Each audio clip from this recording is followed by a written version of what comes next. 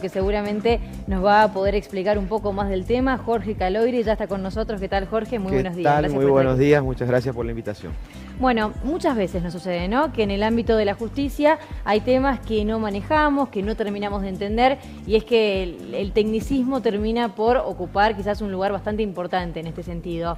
Bueno, le pregunto, doctor, ¿qué puede llegar a suceder luego de esta imputación por prevaricato? Bueno, quizás primero explicar qué significa prevaricato. Prevaricato es aplicar erróneamente, pero intencionalmente, el derecho.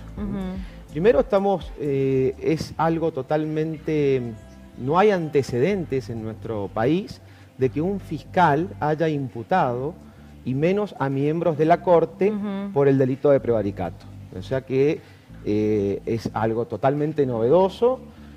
Creo que es grave porque afecta nada más y nada menos que al Tribunal Supremo de nuestra justicia. A la seguridad jurídica de toda la justicia, entiendo, porque la Corte es el máximo tribunal y los fiscales muchas veces terminan determinando ideas o fallos en la medida de cómo actúe la Corte Suprema. Por supuesto. Yo creo que hoy los tres miembros de la Corte están pensando qué hicimos cuando votamos el fallo por el 2x1. Realmente creo que deben estar muy preocupados.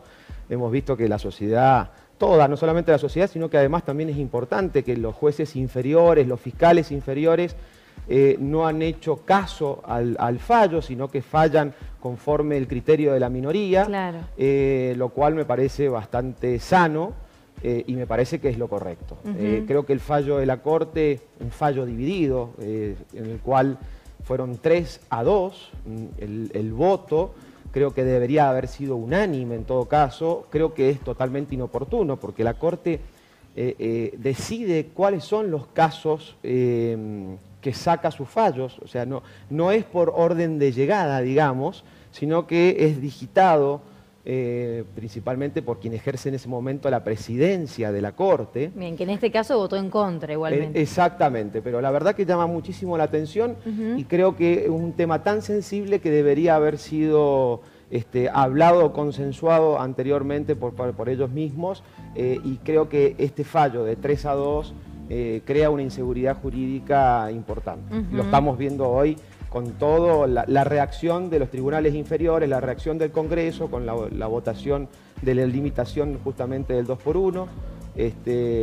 Por ese lado creo que, bueno, que resultan los mecanismos como para ponerle freno a los propios fallos de la Corte.